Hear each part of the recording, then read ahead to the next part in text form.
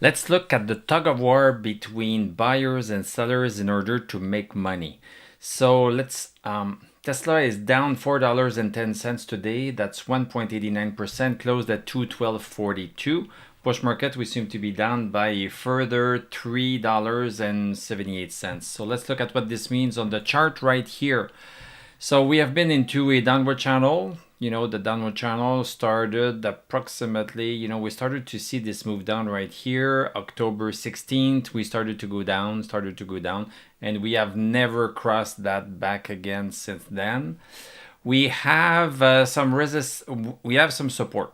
We have some support at 217.65 and also 212.28. And by the way, guys, I'm doing this live because I'm a little bit late, so I'm going to save some time on the editing. So, so 212.28 is a support that we have. We broke it. Was it this week? Yes. We broke it on Monday, and then we came back up yesterday, and now we are looking like we want to go down again. We are still above it at 212.42. Looking at the post market, this is going down. This seems like it wants to go down. And of course, we don't have any stochastic over 60. All of our indicators are in the red. They are all bearish. So basically, we could be coming down lower. This was the basically only thing that was preventing us from going down in the past. We bounced on 212.28 August 18th. It was pretty clear. Boom, it made us bounce. And we have been above that number since June 2nd. But now it seems like the buyers don't want to buy above that number that much. We had a little bit of buyers yesterday. But today it's the sellers that are winning the round. So maybe we are going to continue down. Let's take a look at the 1 hour chart to see if we cannot understand something else. No, we are pretty much right smack on our support to 12.28.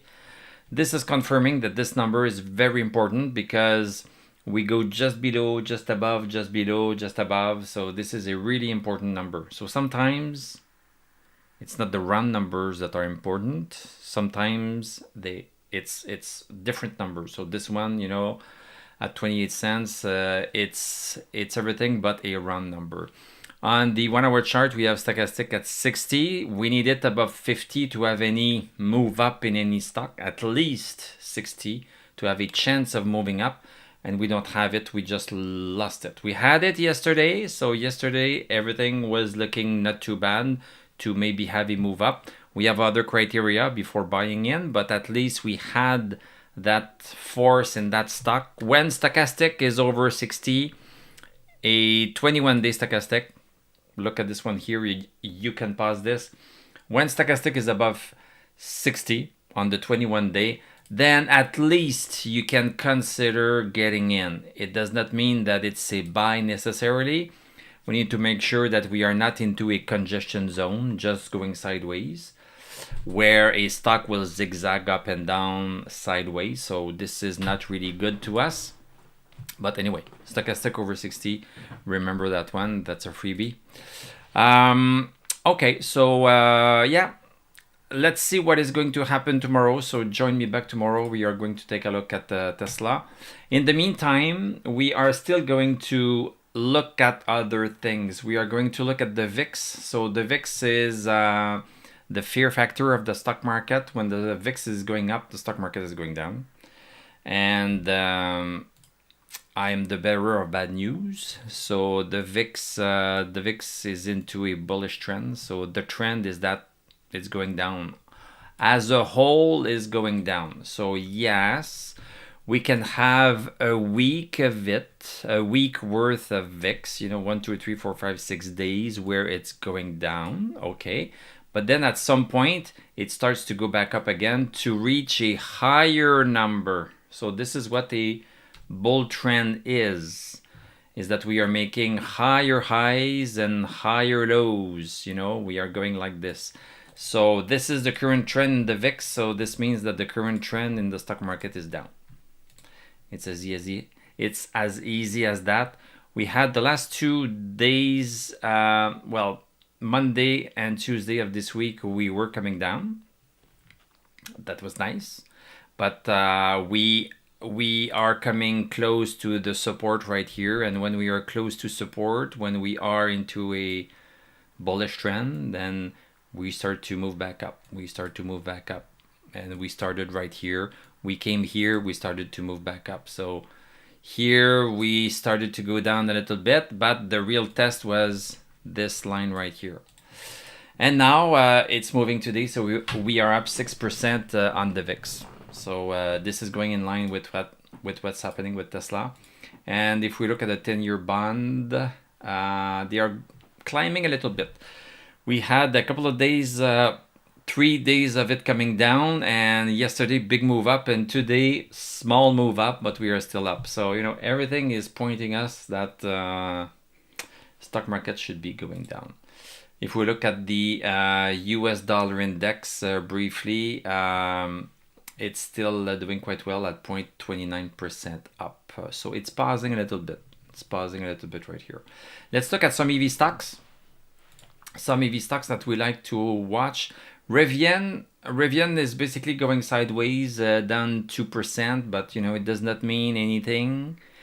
This 2%, because what we care more about than percentages is, are we breaking a pattern or not? So here we are going sideways, but we are still in a downward channel. So as I always say, don't buy anything within a downward channel, because it should continue to go down. So I don't believe in dollar cost averaging, because because it is buying high. It is buying high because it's supposed to go lower. And, this bearish channel has been in place since July of this year. So, it's been, August, September, October, 3 months. So 3 months. These patterns that we identify they can last quite a long time. So this one has lasted 3 months. And there's no indication yet that it wants to break it. If we are going to break this downward resistance, then we are going to say, okay, it's not into this downward channel anymore. But this has not happened yet.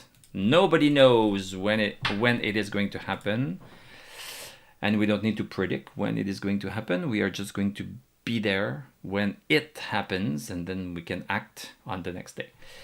Okay. XPeng down 8%. So XPeng, okay, we should not worry too much. I mean, yesterday we were quite high. A couple of days before we were at 1353. So this looks like a random move, but it's not random to us, but because we know that this is a congestion zone and the stock is supposed to bounce between 1353 and 1557. So it's going to bounce like this. So yes, it's going to do -10, +10, -10, +10 without meaning anything directionally, because it's going sideways, and this is what stocks do when they go sideways. If you only look at the minus and pluses every single day, then you go crazy. +5, -5, +5, -5. What's the logic in all of this? Well, the logic is that it's going sideways, and this is what it does when it goes sideways. So this is going sideways within a downward channel. So again, we need to let it drop until it stops dropping. Then we are going to look at it stabilize sideways, and then we are going to watch it. If it wants to go back up, then only then we are going to consider buying it. So right now, nothing to do here. NEO down 6%. The numbers are not good. This is into a downward trend again, and we have lost the congestion zone that we were in not too long ago. Right now we have been going sideways for the past 5 days. VinFast, the big joke of a stock. I don't know much about the company. I know it's a Vietnamese company. I saw their cars in person. They look nice.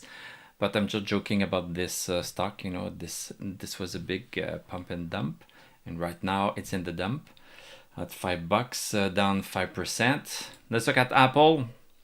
So Apple, Apple had a nice run since the beginning of 2023. Nice run. And look at these lines, you know, guys. People that don't know technical analysis should just look at those lines and how accurate they are to see that there's some value in doing those lines, you know. This is where the stock, the stock was staying above these lines, from January to August of this year. So that's what, 8 months? 8 months. So a line that a stock obeys for 8 months, that's valuable information. That's valuable information. Now we are caving in a little bit, and now it's going all over the place a little bit. It has started a downward trend. Going up and down, and now it's stabilizing on 170.58. So this is an important number, and we are right on it. So if we break lower than 170.58, we should be continuing our downtrend. There is a possibility that the downtrend stops right here. It's possible that it does this and then continues and does something else. This is possible. But we know that 170.58 is an important number because we have been dancing around that number. The buyers and sellers are dancing around that number. They were dancing around that number in May, and they are dancing around that number right now. 170.58 right here. They are dancing. So they are trying to find who is going to win, the buyers or the sellers. And we are just following the trend. We don't really care if a stock goes up or down. We are just going to align ourselves with the winners. And the winner has not been named yet today, as of today. If we look at the post-market, 169.85, if we open tomorrow at 169.85, which is lower than 170.58, then this is going to give us the hint that the sellers are winning this time. And we should be continuing down into our downward channel until we cross it eventually. So let me continue. ARM, going sideways. We have lost our congestion zone right here. So this is going lower than sideways. Palantir, it wants, it's working hard. Let me just clean this up a little bit. So Palantir is working super hard. It is into a small bullish channel. That's one of the only stocks that is going up into a bullish channel. Of course, for the past week or two, we have been going down, but the real test, as I mentioned, is this one right here. Are we going to bounce on this support or not? Right now, we don't have stochastic over 60, so we are a bit concerned, but it could still bounce. A stock does not need stochastic over 60 to bounce on the support. It needs it for us to buy when we break a resistance, though. But if you follow my channel, I say, you will catch that eventually. NVIDIA going sideways for 0662. This is a very important number. Buyers and sellers are fighting around that number. We don't have stochastic over 60. If we break that number, we are continuing down, in my opinion. This is not financial advice. Dow Jones. So many stocks and many indices are at the same point. Many of them went up for a while, and now they are coming down, and they are stabilizing around a very important support. It's not the same number, but it's a place where they have been spending a lot of time for, almost always since the beginning of the year, above that number. So that's a very significant number. This is a number that you won't hear in the news, but that number is 32,925 for Dow Jones. And it's easy to see, If you draw a line, you see that it matches pretty much everywhere.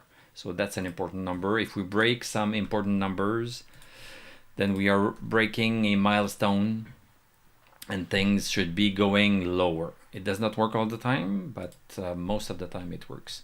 Right now, S&P 500, we had two numbers here. We have broken both of them. So 42.12 on SPX has been broken, and 41.93 also has been broken. So so maybe SPX is the canary in the coal mine telling us, no, things are going down, we are sorry. NASDAQ, look at this. NASDAQ, we had some stabilization within a downward trend. We had the stabilization. The stabilization was gone yesterday, it's gone today. There's a possibility that we bounce on this support right here. There is a possibility. So just keep that in mind. But the fact that we have lost, I don't want to mess this up. But the fact that we have lost this thing right here is not super good news.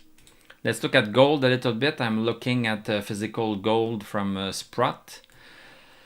So gold, nice move up, came outside of our downward channel. It was coming down. It has been coming down since May, coming down, and we broke outside of our downward channel right here. We broke it, so that's a good sign.